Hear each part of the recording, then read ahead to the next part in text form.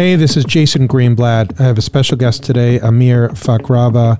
Amir is an Iranian dissident, spent, it sounds like, many years in Iranian prison as a political prisoner. Probably we could do a whole other podcast in and of itself about his time in prison. He is the Senate chairman of the National Iranian Congress, lives here in America in Texas, a passionate voice for the Iranian people against the Iranian regime. I think you'll find this fascinating, very important, very time-sensitive, given what's going on with the protests in Iran right now. Take a listen. I'm Jason Greenblatt. This is The Diplomat, brought to you by Newsweek. I have a special guest here with me today, Amir Fkhravar, right? Am I pronouncing that right? Yes, that's correct. Yeah. Right. Amir, a lot going on in Iran now, a lot of very, very important things. Why don't we start by you just giving a brief background about yourself. You're in America now, but you're not from America. Tell my audience who you are. My name is Amir Fkhravar. Thank you for having me first, Jason. Amir Fkhravar, called me Amir, and also known as Siavash in Iran. Siavash is one of the our historic hero in Persian culture. I was 16 when at the first time I was arrested by Iranian regime for at that time it was election in our high school, and I was elected as the spokesperson of our high school.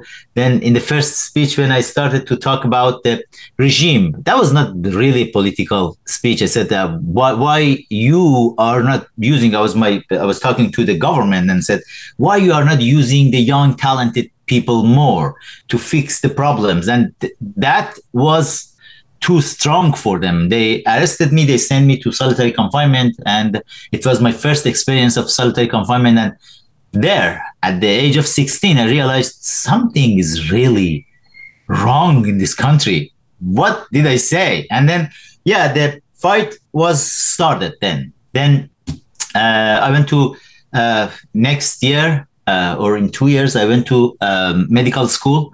And my first speech at medical school, I made fun of Supreme Leader, kind of. I said, probably we don't have that much freedom that Supreme Leader says. And that was huge for them. They arrested me. They sent me to prison. And we have been in a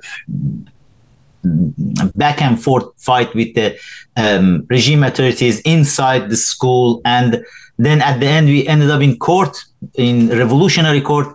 And I was charged for 3 years then. It was 1996.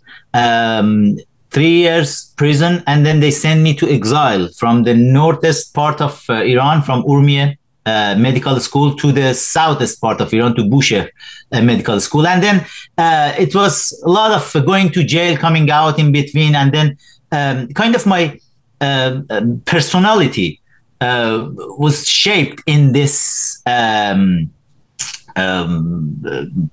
fighting for freedom and democracy in my country. And then they didn't let me to finish my medical school. I was sent to Evin prison, first to Qas prison, maximum security, as a special punishment. And I was in maximum security for 14 months.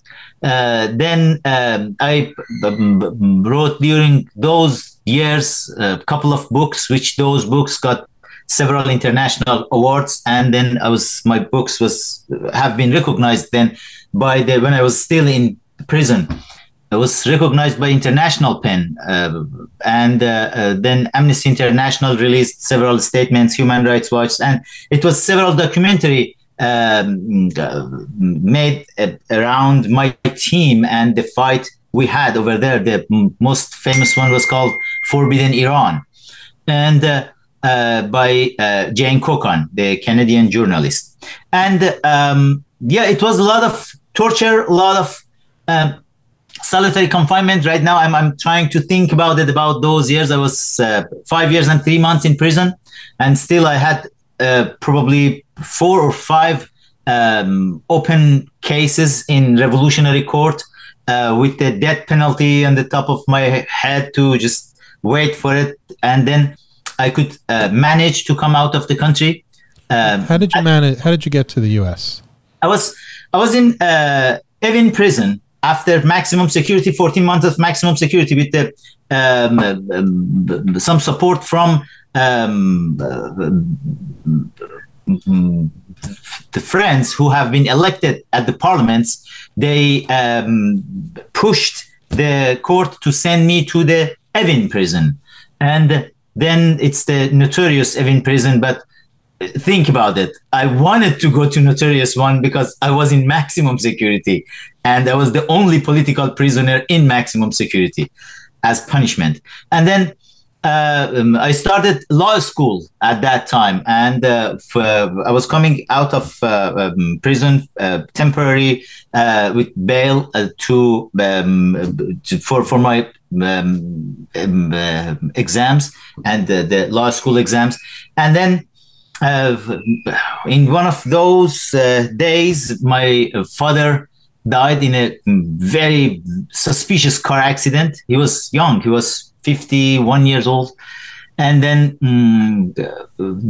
when I came out to just manage the funeral of my father, that was the time I had some phone call from the people outside, specifically from Richard Perle, who have been at that time the kind of deputy defense ministry of United States, the planner of Iraq war.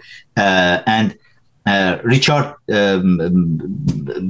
told me that, Amir, I know you just lost your father, but you can consider me as your godfather here in United States. He helped me a lot. And then for the final exam of law school, I didn't go back to prison, and I was out with the bail, and I decided to manage to come out of the country with the help of my friends.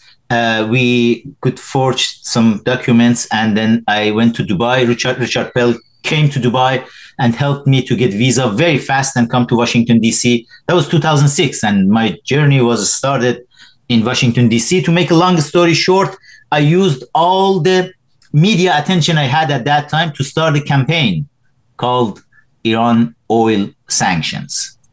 It was hard to talk about it even then, because a lot of politicians in Washington, D.C., from the Democrats, Republicans, they didn't like it. They were telling me, even Richard Perle himself said, Amir, you are just gambling with your political life.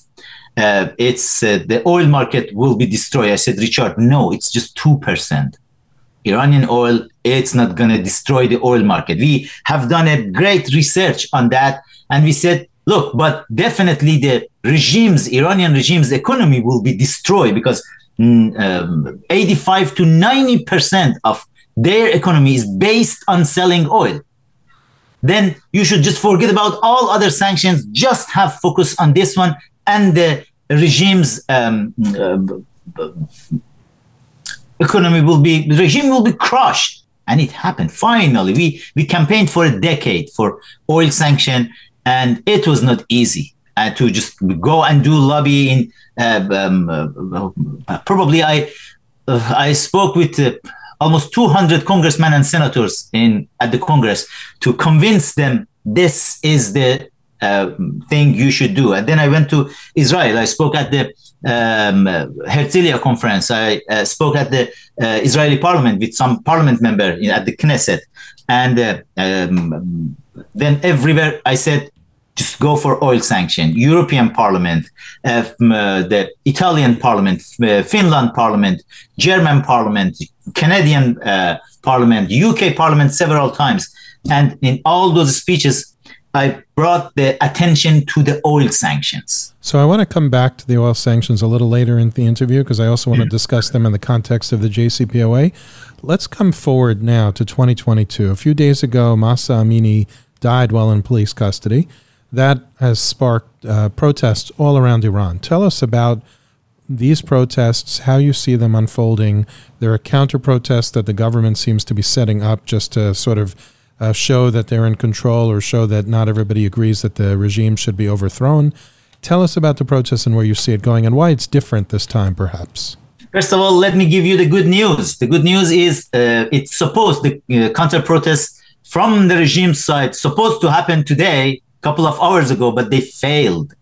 They couldn't bring the people out because millions of people are out in the street in more than 400 cities all over the country. It's unbelievable. These people, they are getting their directions from social medias. We are talking to them. Just right now, when I came on to talk with you, for last 48 hours, I didn't sleep. It's me and some other opposition leaders. We are 24 hours. We are talking with the people, with the kids. We are just passing our experience to them, helping them. And this time is different. First of all, we had some experiences the same as this one. It was July 9, 1999, the student uprising. It was not that big. Probably 800,000 people, they were out. And it was mainly in Tehran, in the capital city, and it was in Tabriz, two big cities in Iran. And then after 5 days, regime could control it. Then the Green Movement, the people, they were out for almost 8 months. Every day they were coming out. But the problem with the Green Movement was the reformists inside the country, they were saying, yeah, we are the leader of, they were claiming they are the leader of the Green Movement. And they didn't want that movement to go for the regime change. They didn't want it. And at the end, they have been trying to control the protesters. Then when President Trump came to office, it was the new blood in Iran. The people, they felt finally somebody is there who care about Iranian people. Well, then that was January, if I'm not mistaken, January 2017 or 18, January 2018, when the protest was started in 101 cities in Iran. And the regime, after 2 weeks, could control it. But still, that protest didn't have the actual leaders to support it. We invited the people first to come out, and I was on Sean Hannity's show when it started, and it's on YouTube. You can see it. When Sean Hannity told me, Amir, you are one of the leaders of this protest in Iran, and Sean Hannity told me, Amir, it's not going to happen. You want to do the revolution without any violence, without any shooting gun from the protesters' side to the regime side. And I said, you know, Sean, we believe in civil disobedience. We believed in that. But that was the reason regime had the chance to control it. Then 2 years later, it was another protest. It was November 2019. At that time, it was a bloodbath all over the country. In 48 hours, regime with the snipers, Qasem Soleimani was still alive. Qasem Soleimani hired the terrorists, the Hashd al-Shabi from Iraq, the Hezbollah from Lebanon, Houthis from Yemen, and Fatimiyun from Afghanistan, Zainabiyun from Pakistan, all the terrorists. The Qasem Soleimani recruited all those terrorists to come to Iran and kill the kids in the street with snipers. In 48 hours, they killed 1,500 kids at least. And then the corona happened, the COVID-19. Then everything went down, up. Then we came to 2 weeks ago when Mahsa Amini, we knew it's coming. We could see the people are very angry inside the country. They were waiting for a momentum to come out. And then Mahsa was killed. And it was a shock all over the country. She was not the first one who have been killed because of the same reason, because of the hijab, but the headscarf. But this time, the people have been waiting for an excuse, a good excuse to come to street, which you can hear in their chants all over the country. They're saying, yeah, that was just an excuse. Mahsa just started the fire when she was not even alive to see it. And right now, tonight is the 7th night. This time, the reformists, they are not leading it. This time, we have the experience of all those before. And this time, we don't believe in civil disobedience anymore. This time, we are attacking the police. We are attacking IRGCs in the street. We are attacking all the mullahs, their offices. Regime is totally lost. They can't believe that this time, for the first time, after 43 years, we have the upper hand. We are killing them. And I noticed in the Canadian government statement, and I think even in the U.S. statement, they're issuing statements of support for peaceful protests. What's your message to them with statements like that? It's not peaceful protest. Their family members are not in the street in front of some animals who have the order from Supreme Leader, the crazy Supreme Leader, when we have seen 3 years ago, Supreme Leader gave order to Qasem Soleimani, and easily in 48 hours, they killed 1,500 kids in the street. We have their names, their family members even, they cannot go to the media and talk about their kids. They cannot go to cry for their kids.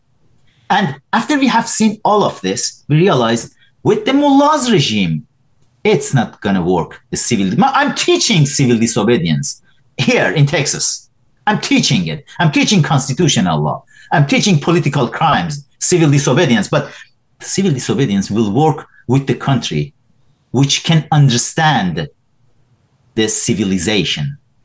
You cannot go and just talk with the type of dictator who is easily killing hundreds of people in the street without any shame. It's not any civilization in the government side in Iran. We have the very well-educated Iranian. Look at Iranian history, the Persian Empire, and what happened to us. Some crazy mullahs, they hijacked our country, and for more than 4 decades, they are in charge because we were too kind to them. Yeah, let's talk about another. We don't want to be like that anymore. And all the governments all around the world who want to ask us for peaceful protest, I want to tell them, please be quiet. We don't need this type of advice. We know how to fight with them, with the mullahs. Let's talk about another crazy person, a murderer, a butcher, the President Raisi, who just spoke at the UN. You mentioned Qasem Soleimani, the commander of the Quds Force, who was assassinated by under the Trump administration, also a butcher himself. He held up a picture of Qasem Soleimani when he gave his speech at the UN. How shameful is that? How disgusting? How abhorrent? What are your thoughts on that? When Qasem Soleimani was killed, I made a hashtag called Qasem Kotlet. Do you know what's kotlet? No. It's a type of food. And it's called cutlet too, I guess. Oh, cutlet, yes, like a chicken cutlet. Yeah, I called it. This hashtag became the trend. Qasem Kotlet. Just check it. Hashtag Qasem Kotlet. And the people, they loved it when he was killed. The people in Iran, in Middle East, in Syria for sure, because Qasem Soleimani killed hundreds of thousands of people in Iran, in Iraq, in Afghanistan, in Yemen, in Syria, in Lebanon, everywhere. And that was one of the greatest job of President Trump to kill him. Specifically, this happened a couple of weeks after the bloodbath in Iran in November 2019.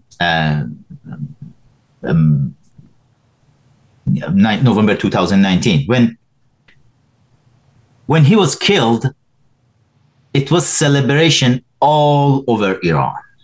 The people, they loved it. And right now, to having Qasem Soleimani's picture at the situation when the country is burning, 400 cities, the people are out every night. They're saying death to dictator, death to Khamenei, death to Raisi, death to Islamic Republic of Iran. And in this shameful situation for Raisi, how dare he could go there, lecture the free world about how to govern and bring up the photo of Qasem Kotlet. And right now, the people, they photoshopped the Qasem Soleimani's photo. They just removed it and put the cutlet there and said, oh yeah, that was a food recipe probably the Raisi was showing to the world. But anyway, that was shameful. And we are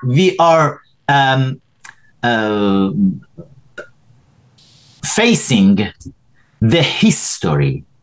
It's one of the greatest revolution, the real revolution, because in my belief, in my book called Comrade Ayatollah, which have been sold 3 million copies in Iran.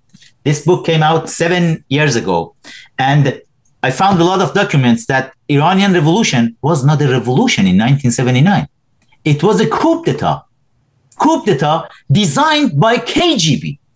It's 700 pages of documents, which shows Iranian Supreme Leader himself for 4 years, since 1964 to 1968, he was at the spy training center of KGB in Moscow, Patrice Lumumba University, among with several Iranian mullahs who are in power right now, and also with Mahmoud Abbas. He was there too. He was graduated from there. 1979 was not a revolution. It was a coup d'etat, but everybody wrongly, they are calling it revolution because they didn't have these facts and documents.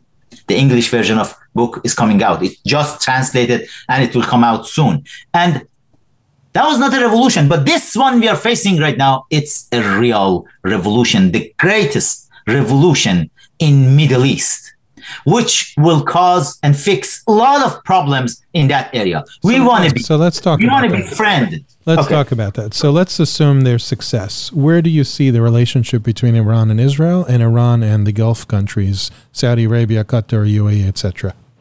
In my organization, National Iranian Congress, our mission has 3 parts, and one of it is we want to be friend and allies with the world, specifically with our neighbors, all Arab countries around. Why even we should be in fight with them? Why? And specifically with Israel. Israelis, culturally, we are very close to each other, Iranians and the Israelis. In Middle East, you cannot find any other nations that close to the Israelis. And we love Israel. We, the people of Iran.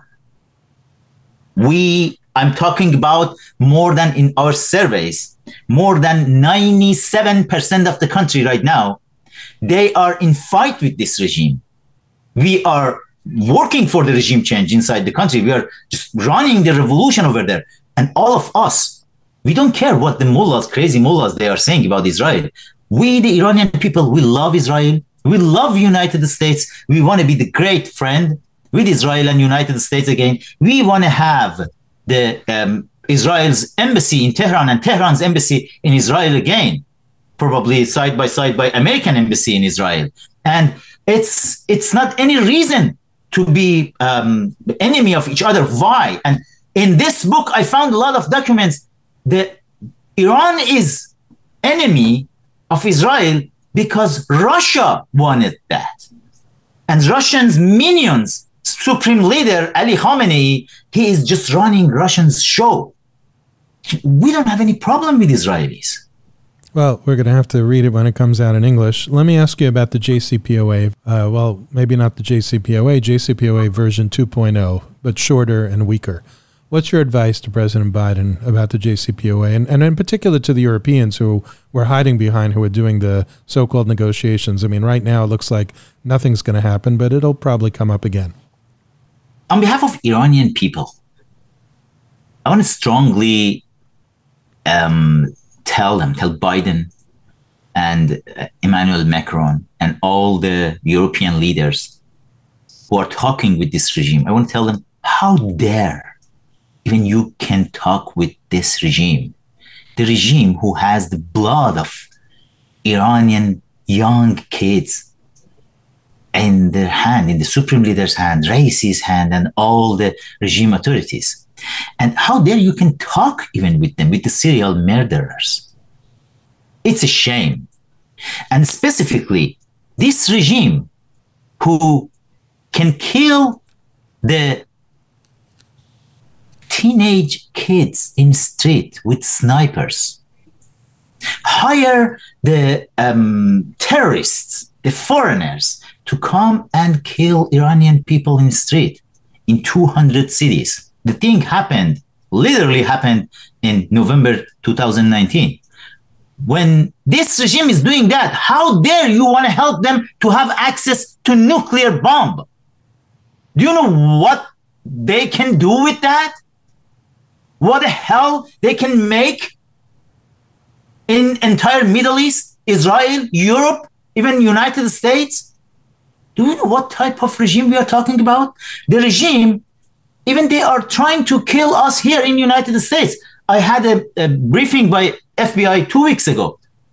They told me one of IRGC's official members, Shahram Safi, who is right now on wanted list by FBI, the same person who had planned to kill John Bolton and Mike Pompeo.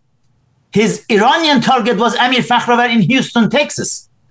FBI informed me and said, you can talk with the media about it. And this regime, which is coming to United States to kill the American officials, former officials, and you want to give them a gift? So let me ask you this, because I get this question a lot. I want to hear it from you.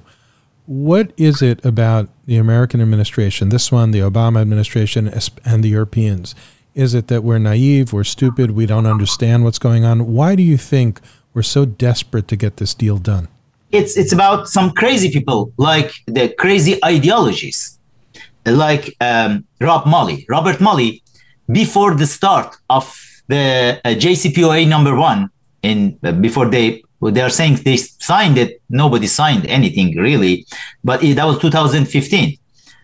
In 2014, when Rob Mueller even was not part of Obama government at that time, he was hired by Iranian regime in Washington, D.C.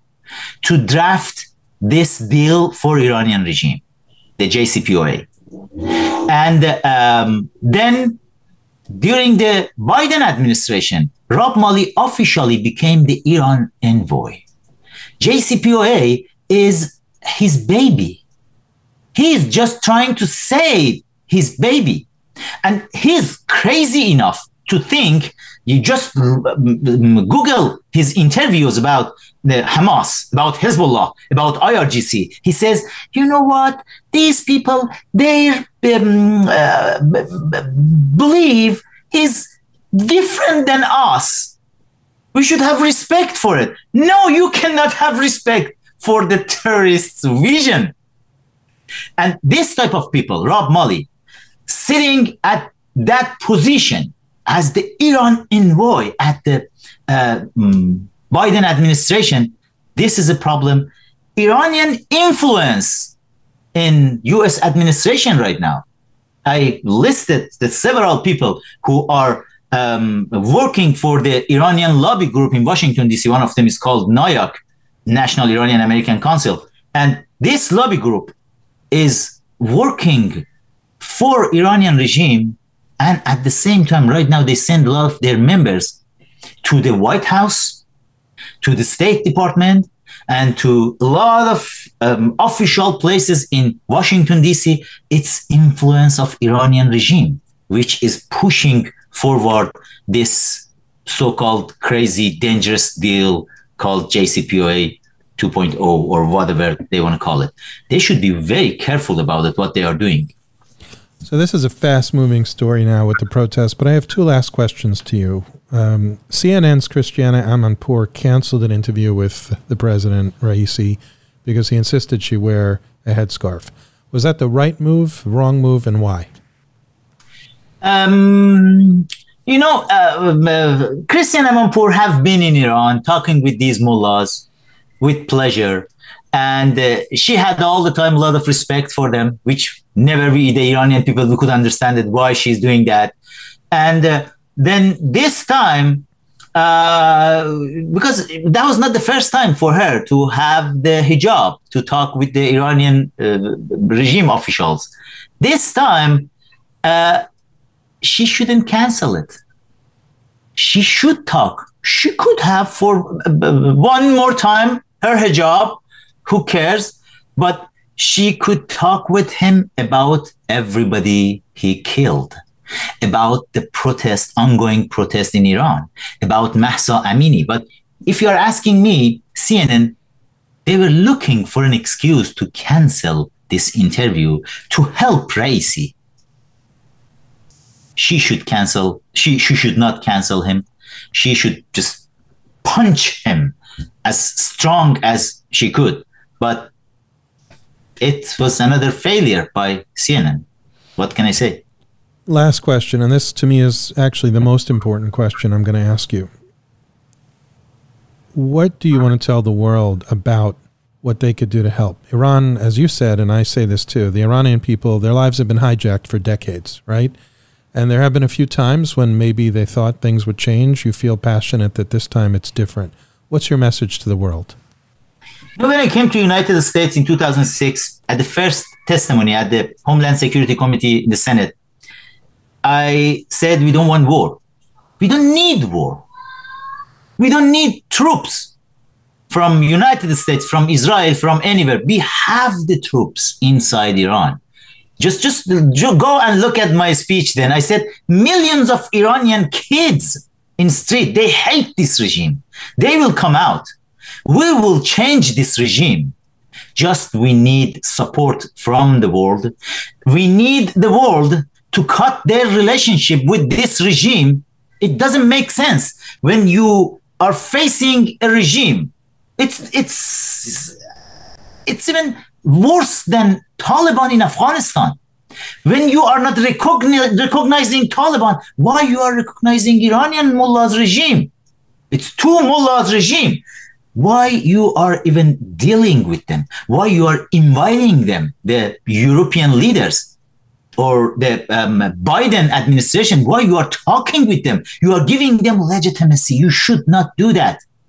The world, international community, in support of Iranian people, should cut their relationship totally with the Islamic regime of Iran, and instead they should support the very brave young girls and boys in the street in Iran who are fighting with the regime, who are chanting death to the dictator, death to Khamenei. And this is the time for the world to just do the right move after 43 years, to hear Iranian people's voice. We never supported mullahs, never, ever. That was a coup d'etat by Russians in 1979. And we were stuck there with these crazy mullahs, small group of fanatic mullahs. They are ruling the country, the great country of Iran. We need support from the world to hear us, to give legitimacy to Iranian people who are fighting with the regime, not giving legitimacy to the regime who are killing the Iranian people. Amir, thank you for joining me. Thanks for sharing your story, but more importantly, thanks for sharing the story of Iranian people, and let's hope that their voice is heard. They're certainly risking a lot. They're very brave, they're very courageous, and hopefully we'll see some great things coming for the people of Iran very soon. Thank you. Thank you, Jason, for having me, and looking forward to be friend.